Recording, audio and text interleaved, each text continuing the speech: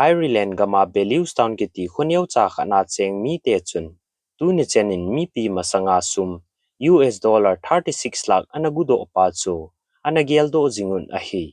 akidan nata khat chu hichimi pa hin asumgu nadinga hi meithalman cha le maivun kiti ho anamangpun sumchu zat agu jovin jong hichimi pa chu guchadang ho to bang lovin nomin police ho main anawa len ahin police hon Asamjang Khatjeng Jong ana Tongkha Theipouvin a hi azi chu ama pa hin asum chu dandung zuita a anagu a hi hichimi pa min chu Barney Curley a hin ama pa hi mysterious gambler horse trainer a hin amin hi sakol kilhaitet sa hole betting ball hon aza se u jong le anakicha jiwin kichep ananga zita win a hi ama hin alung thimmang chapumin system athasam lai chu pansat na ananei zi a hi hichi betting hi 1975 kuma sakol kilhaite na a betting ana chunga thilsu a hin tu ni chanin vanu ya mi hemzo sen yellow sem betting coup tin an he lo ta win a hi hello so pite ho 26 June 1975 kum chun Dublin apat kilometer somni la gup agam tha a khonyau cha Bellews town a chun sakol kilhaite na ana umin a hi race course a chun mi ho sa hole sakol kilhaite ve a hung ho chu sum anaki tunte nun race jong ki panding kun cha anahitan a hi ahin hichipe na hin Barney Curley anaki mudo pun ama hi race course nga nangbo la a kisela race ki pading chu gu thima ananga a hi ama kiselo na azi chu hichimuna umbuki son amu uwa ama jong sakol kilhaite na azau a hi a he nuwa a hi le bookmaker ho alert diu asum kitun te nu jong ananga adiu a hi hichipe na hi gambling industry a Barney anamin si a hi bookmaker hon ama ahung amu uwa a hi le asakol thai hen lang thai hi jong le thilkhat avoiding au me ti an he jiu a hi tai ahin hichini khuwa athil bol hi ahin khuwa alin pen le kichat pen ana hi a hi Barney Curley hi milung thim kichim ahin apa jing jong ngol bol thei jing mihim ana hi a hi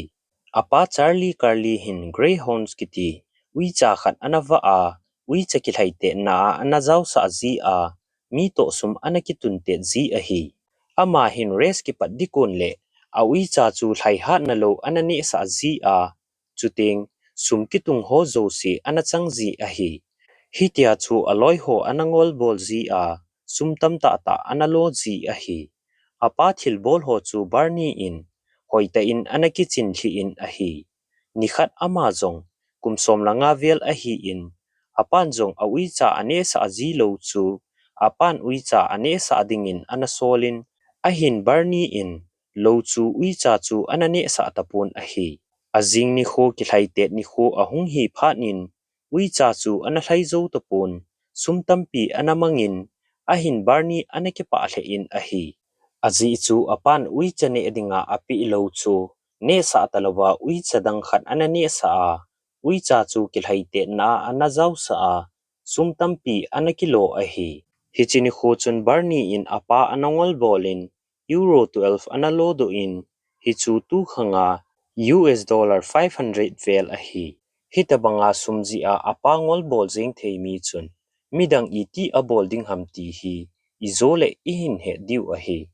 hichi khanga sakwal kilhaite na a hi mi hausa ho sum kitun te jiu a hi amanu ama pa sakwal chu kilhaite na a chu ahat pen a hi le asum tunjat sanga double triple atamzo rate ki koizat anamu jiu a hi hichiret amu diu zat hi buki hon anasim tu jiwa sakwal hoichi a chu sumtama hoichi pena chu hlom hamti anasim tu jiu a hi ga he theidin sakwal thai hallo khat chu winning chance low a hin winning chance a low ji a chu hichik sakwal chunga chu sum dollar khat asiawa a hi le wang phat pi a hichi sakwal chun first ala a hi le dollar somni amuding hitia chu sakwal thai hat winning chance height ho chu rate homji asumu uzong homji a hi azi chu sakwal thai hat ho a hi sum sep tam zi a hi hi chi sakol ki thlai te na a hi sakol thlai ha lo khanin wang phat pi a zo kha a hi le hi chi sakol chunga sum sep ho chu asum mu utam pen zi a hi Charlie hin a hin khusunga a ui cha greyhounds thlai ha lo chu first ala anadinga lo anani sa zi a sum tam pi pi ana lo zi a hi azi chu hi chi khang la ya chu betting zong legal ana hi lo lai a hin rules zong ana umbe se lo lai a hi 1956 kumin wangsit na len ta khat Charlie chunga ana chun hi ji chun anei ago zo se anaman thailon a hi Charlie chun abol ngai jing bangin a ui cha chu thlai ha na lo anane sa kinin asum nei zo se betting ana bol kitan a hi ahin hi chini khu ahin agel lo lambe khat ana su tan a hi hi chini khu chun a ui cha a lo chang ne sa ji chun thlai ki te na chu ana zolal se hilovin ana thitan a thu na se se en zong a op gu ana bongin a hi hi chipe na hi Barney hi kumsom la gup velbip ana hi a hin apalo sapchu ana pune the in a hi Charlie khatve anop ji se se chun in sunga sum le pai zo se anamang tan Barney zong a school kai ana hailon na tongin sum ana lon apa ana ki thupin hiti chun sun le zanin sum ana lo ji honin alo do cheng si hon chu buki ho koma abat hon ana sa ji honin a hi hichipe na hi Barney in suma ki chip ti zat dan le aphat lo dan an het do a hi hichin ho a kun sun Barney in jong na to na zat chum anatongin ahin analo hling zo pun khatveile betting shop ana hongin bar music management lampang jong anabolin ahin analo samkinin smuggling lang jong anabolin ahin hizenga jong chun analo samkinin a hi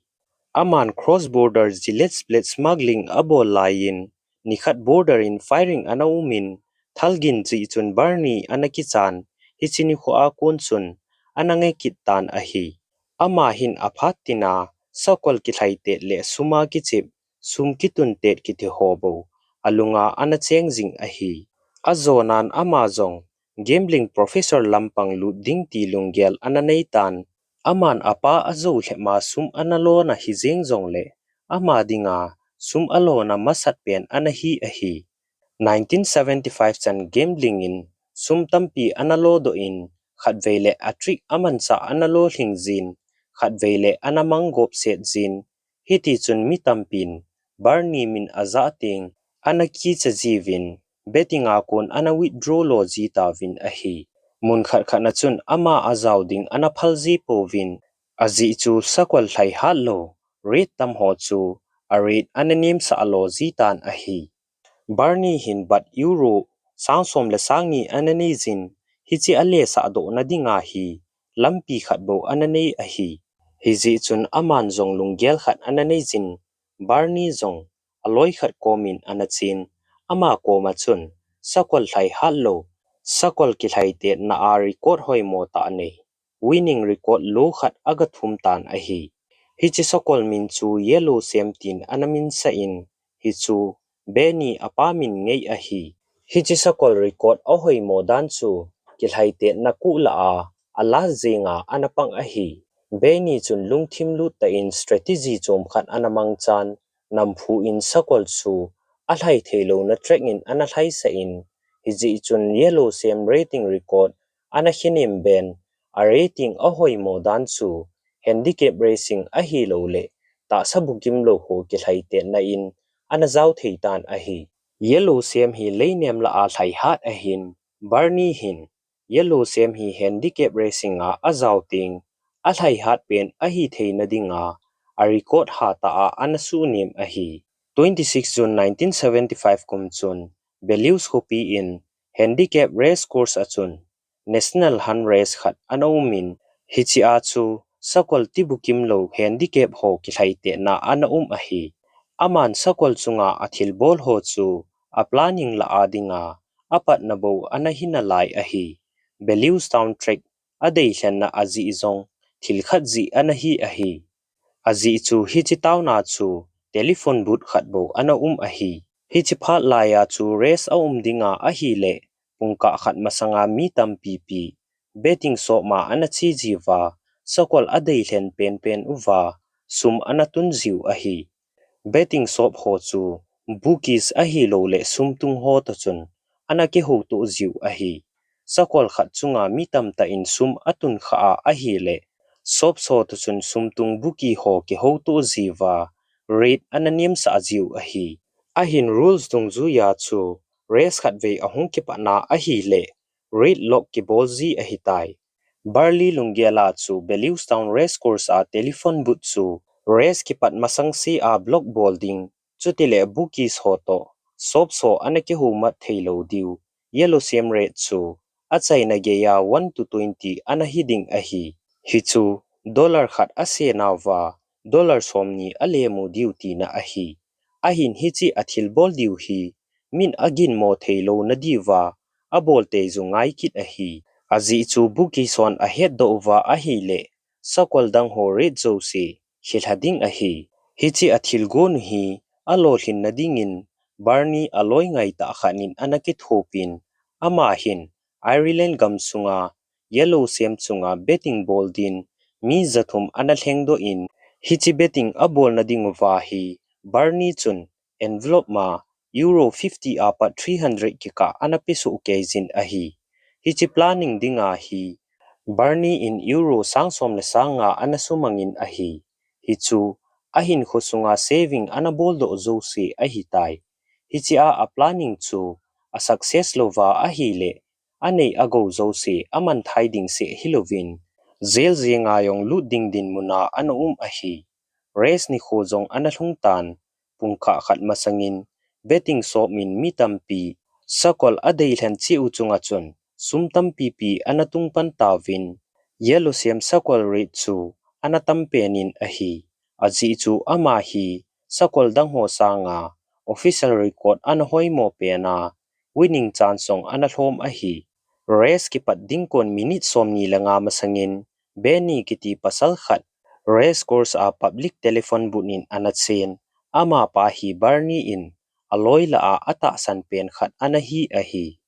hiti chun ama zong telephone achun anakap pantan ahi chom khat pi laina ki gol better ho chun ananga un aman zong ka in sung mi te khat adam mo in ka ke ho pi lowa kho ahi tin anazo hlemin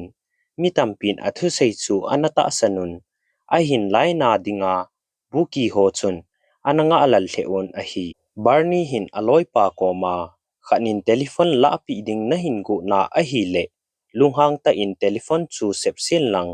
dalhan tin anhil sa in ahi hiti chun beni zong a in sung mi dam mo danin kola chun mi to anake hovin race akipat phanin ama zong telephone chu akoizin kapumin telephone butna konin anapot do in anaki sialmang pai pai tan ahi hichipe na hi beni loi mi zathum chun yellow sem chunga chun sum anasep mun hiji chun yellow sem red chu 1 to 20 anaphan race ki pat phanin lok anahitan ahi betting manager panchong red sim to pa koma yellow sem red ahlom theina din kol anabolin ahin kol abol sanin line busy in anaumin ahi track nga buki ahi lo le sumsep ho chun asunga ipithil su hamjong Theipouvin hichipe na hi Barney amata track nga ahin ahin ama hi buki hon amulo na dingun nang la in anaki sialin hichi a kon chun binocular a konin race chu anaven ahi race ahung ki pat pat chun yellow semin jong aki thaite pi sakol dang ho chu anada thapan silver road kiti sakol azodinga ata san pen pa win jong yellow sem anadal phazo tapun ahi yellow semin jong kungkal somla thumnup sialin achop khumin race chu anazotan ahi race ki chayin buki hon achungwa thilhung chu ahet phanun aniki buizun hichun telephone a mi to ke hopa beni chu anahol da un anamanun ahin aman tun ka insung mi adam mo pa chu awol dom tai ka ke pa e anati pi bep sevin ahi hichi gema hi Barney in agoma euro sangsom le sanga invest anabol ahin atu do zat sanga tam amuding ahin euro lak thum ahi hichu tu khanga $35 lakh to kibang ahi. Buki sonjong lunghang pumpumin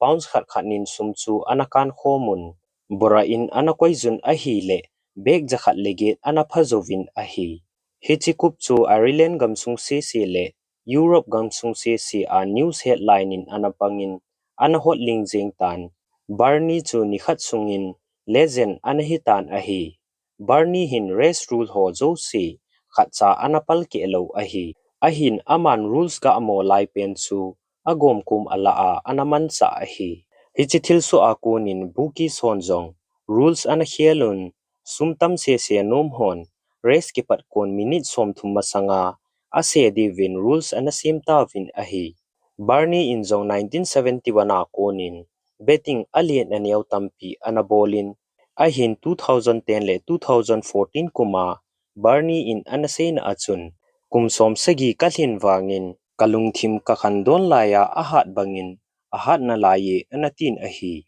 Barney Curley 23 May 2021 kumin cancer nat naziin kumsom gate alhinin alaysin hin khu anabeitan ahi. Ama athi ni khon van noya horse racing kiloi khom hon genius ahi lo le Robin Hood of racing tin tribute anabolun ahi. Azi chu ama hin racing system a sum anagu zi a hichi asum gu ho chu aman manglova vai cha gen thei ha saho ki thopi na a ananei zi ahi. Thusim achai na san ge hin ngai zo se chunga ki pa thu ka hin seje thusim ki teng ki moto ki dingin ikiti move ka ki pa e